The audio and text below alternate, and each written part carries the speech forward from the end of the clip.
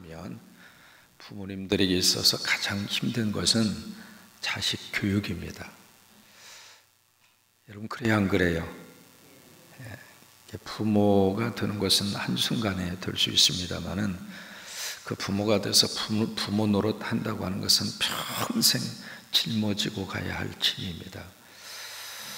특별히 이제 자녀들이 이 세대 속에서 엄청나게 많이 변화하는 시대 속에 자녀들이 있기 때문에 부모님들이 그 자녀들의 생각과 자녀들의 의식을 따라가기가 버겁습니다.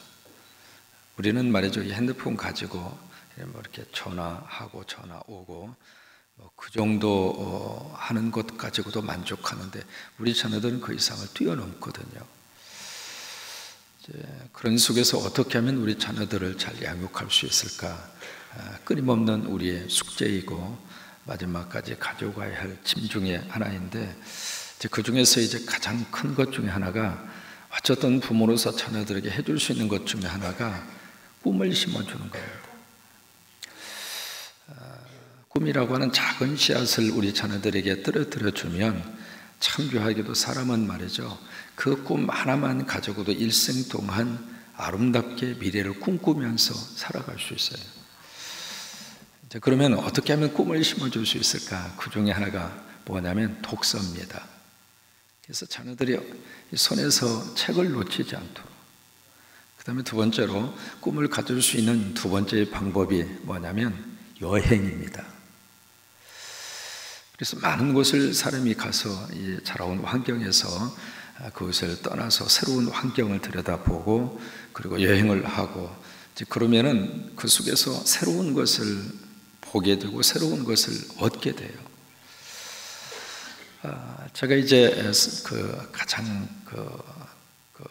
인상 깊게 보았던 것 중에 하나가 40대에 이제 내가 딱 접어들어서 유럽 지역을 여행할 수 있는 기회가 주어졌거든요. 근데 유럽을 이렇게 가서 이제 딱 보면서 느낀 거가 두 가지 생각을 했어요. 첫째로, 야, 세상에 젊은이들이 이렇게 많이 다니고 있구나. 뭐 배낭을 메고 다니는 친구들도 있고, 뭐 연인들끼리 다니는 친구들도 있고, 자기 친구들끼리 그룹을 지어서 다니는 그런 친구들도 있고, 그 젊은이들이 그렇게 많이 여행을 하는 것을 이제 보고, 야, 참 내가 조금만 일찍 이런 여행을 했더라면 이라고 하는 그런 아쉬운 생각을 그때 이제 하게 됐어요. 그 다음에 두 번째는, 내가 앞으로 목회하면서 내가 만나는 젊은 친구들에게는 가능한 한 그런 꿈을 가질 수 있는 여행을 좀 할 수 있는 기회를 줬으면 좋겠다, 그 생각을 하게 됐어요. 그래서 이제 한국에 와서 시작한 것이 그 비전 출입이에요. 우리가 선교적인 이름으로 이제 여행을 가기도 하지만 그건 선교고, 그건 가서 그냥 선교만 하고 와야 그 목적에 맞게끔 가는 것이고, 선교하고 여행을 같이 짬뽕을 시켜오면 선교도 안 되고 여행도 안 되고, 그렇게 하지 말고 선교라고 하는 이름으로 갔을 때에는 처음부터 끝까지 올 때까지 그냥 선교의 목적을 두고 헌신하고 충성하고, 그리고 이제 돌아오고. 또 하나, 그래서 이제 그것과 전혀 다르게 어떤 꿈을 갖는 여행을 우리 자녀들에게 기회를 줬으면 좋겠다. 그래서 이제 여기 와서도 처음에 우리 대학생들, 우리 중고등부 친구들에게 이 비전 출입을 제시를 한 거예요.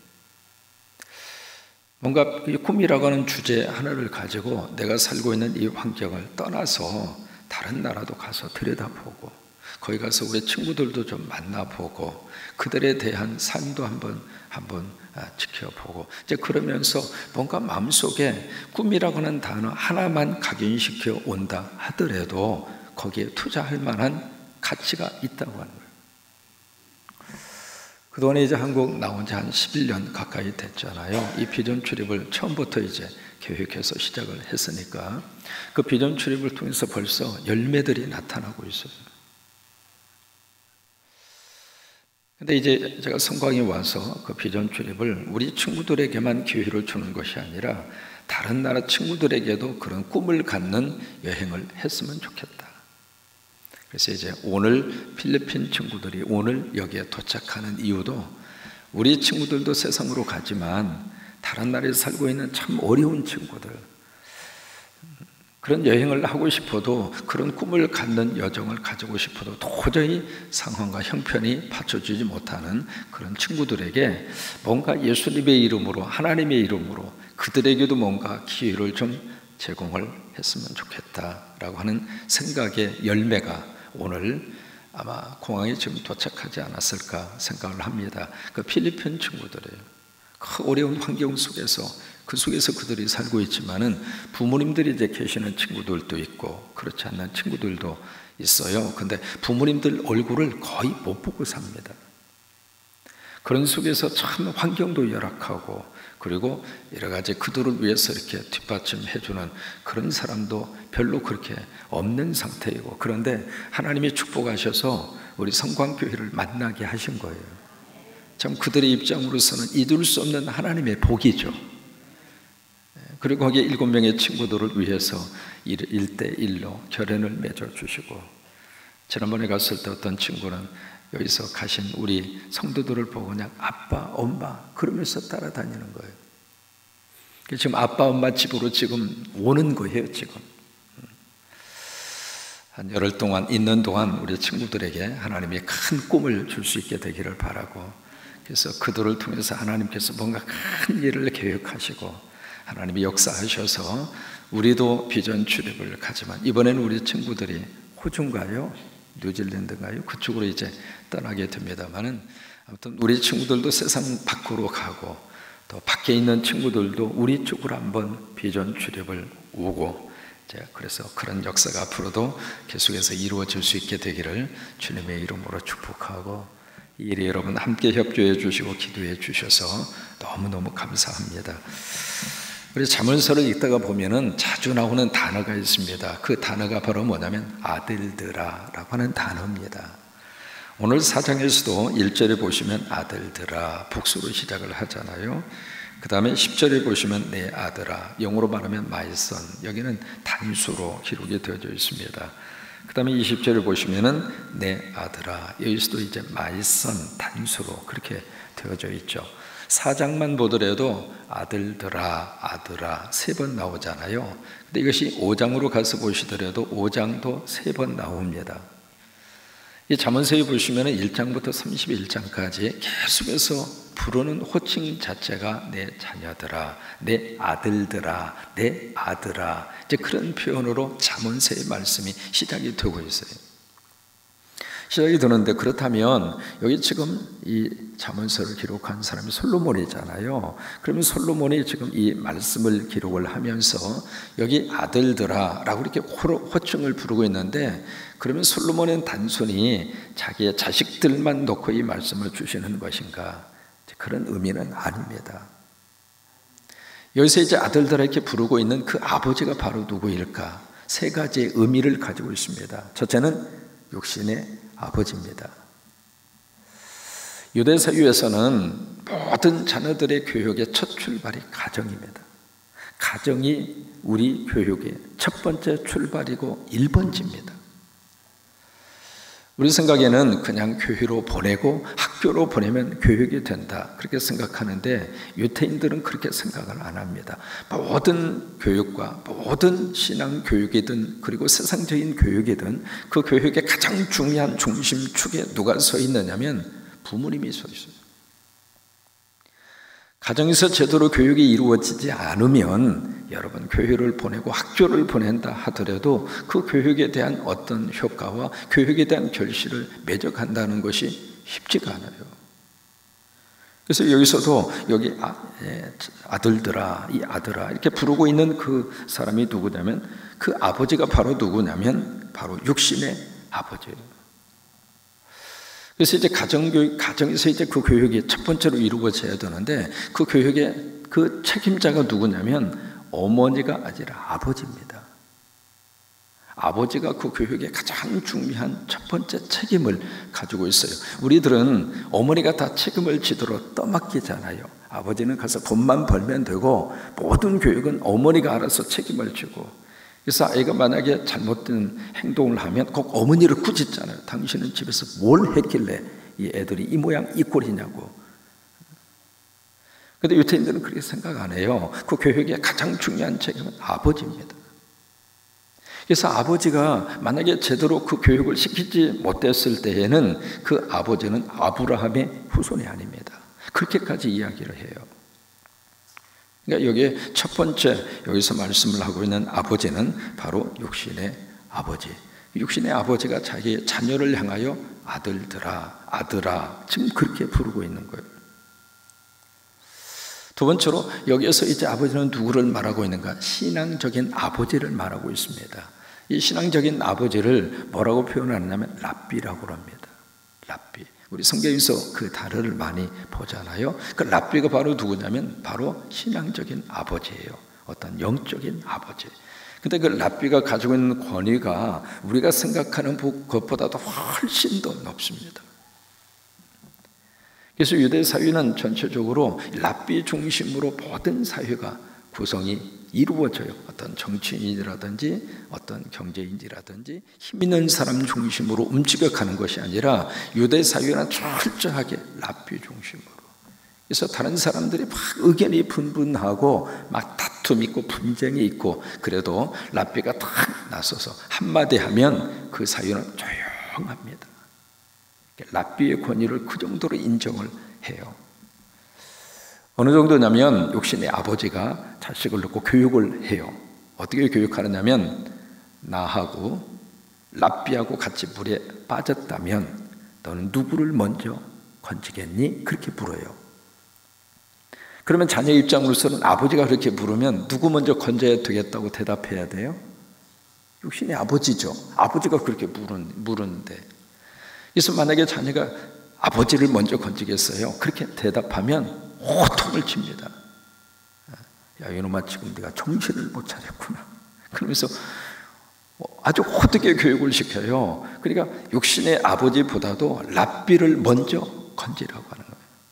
그게 유대 사회의 머릿속에 들어져 있는 랍비에 대한 인식이에요. 그러니까 그 정도의 권위를 가지고 있기 때문에 여기서 아들들아 이렇게 말씀하고 있는 그 아버지는 바로 영적인 아버지, 랍비들을 의미하고 있습니다. 그리고 세 번째로 바로 하나님 아버지를 의미하고 있습니다.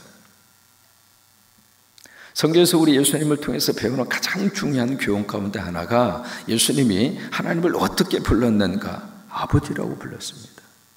구약에서는 여호와 또는 야훼 또는 주 또 여러 가지 그런 호칭을 쓰고 있습니다만은 신약으로 와서 예수님이 하나님을 향하여 여호와 그렇게 부른 적이 없습니다. 예수님은 철저하게 하나님을 아버지로 불렀어요.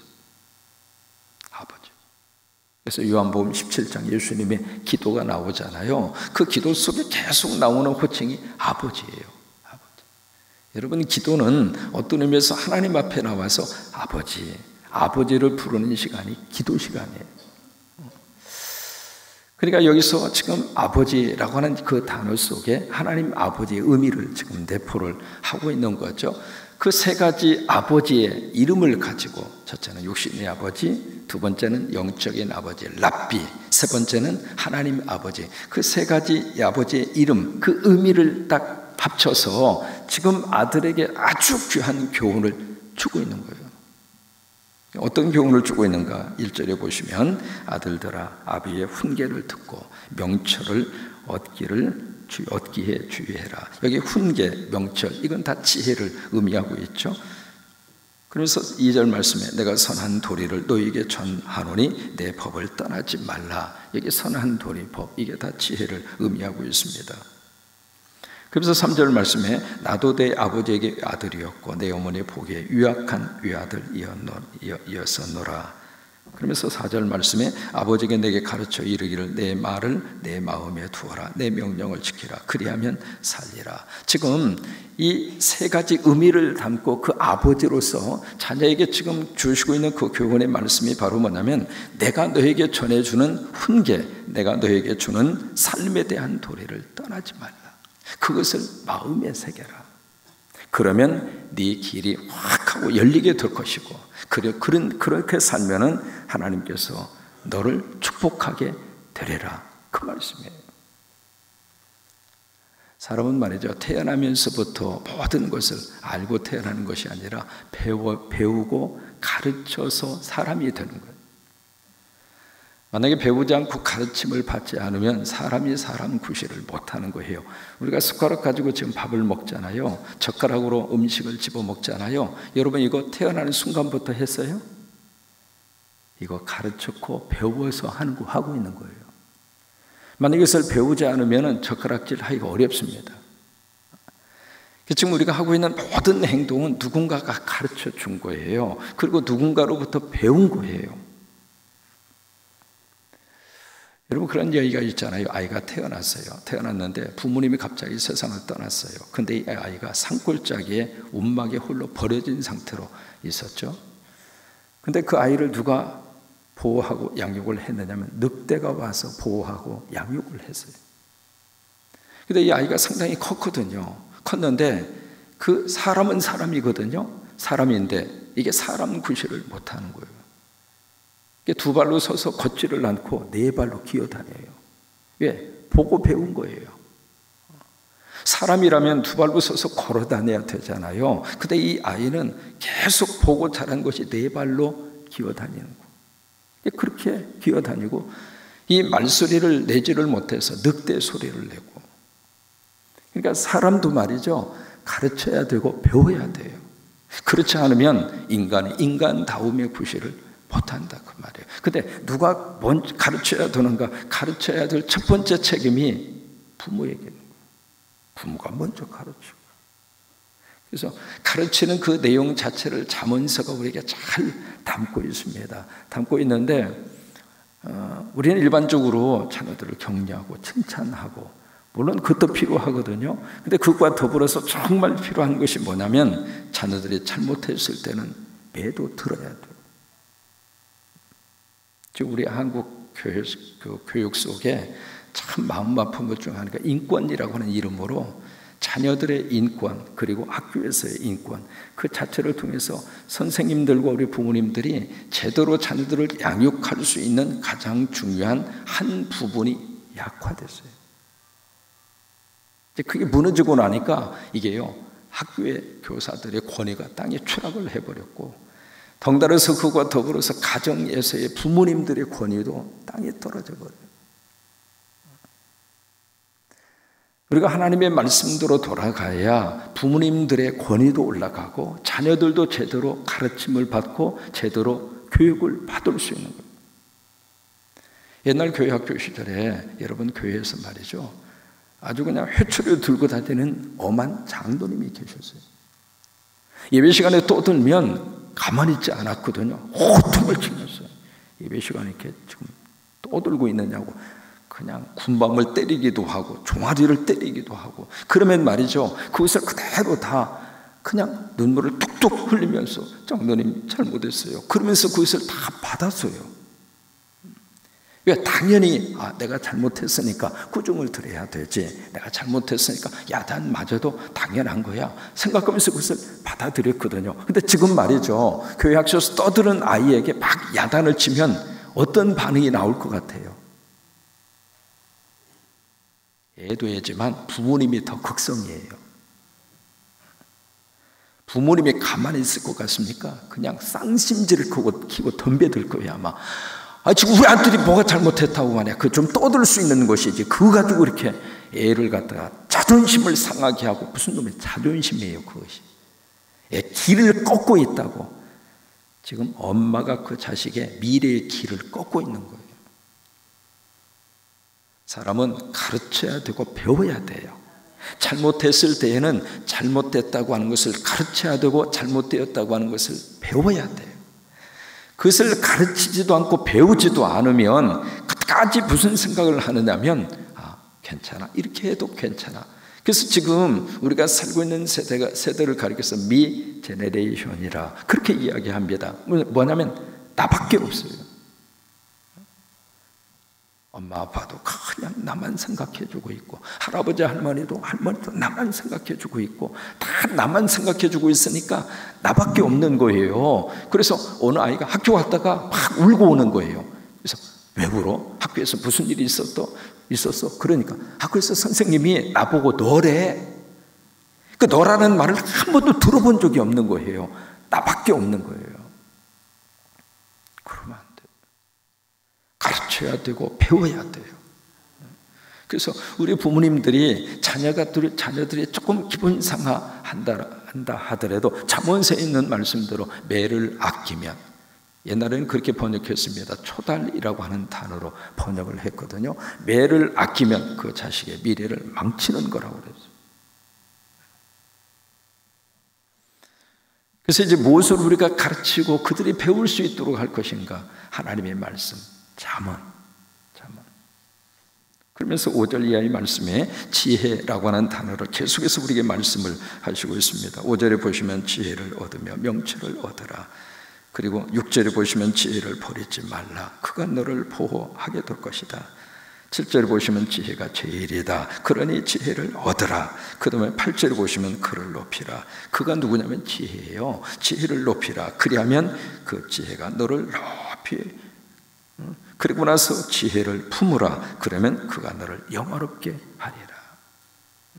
사람은 경험에서 알 수도 있지만은, 여러분, 경험에서 깨달으면 사실은 늦습니다. 그러니까 미리 그것을 가르치고 미리 배운 사람만이 미래로 힘있게 달려갈 수 있어요.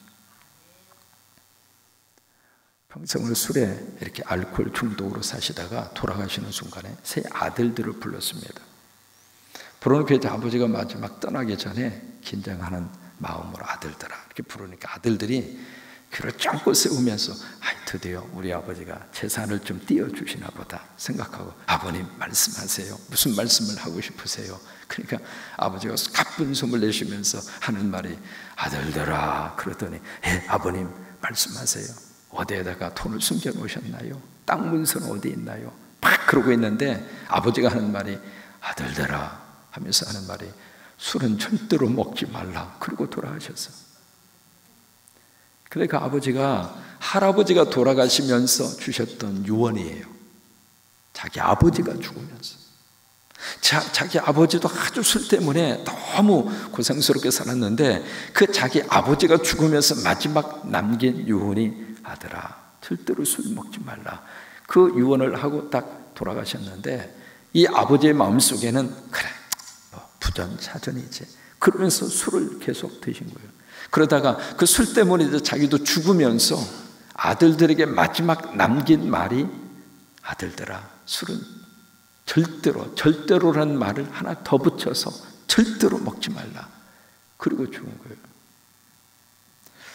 우리 자녀들에게 하나님의 말씀으로 가르치고 말씀으로 훈련시키고 그래서 말씀으로 잘 배워서 우리 자녀들이 지혜로운 하나님의 자녀들로 하나님의 들어 쓰시게 되기를 주의 이름으로 축원합니다.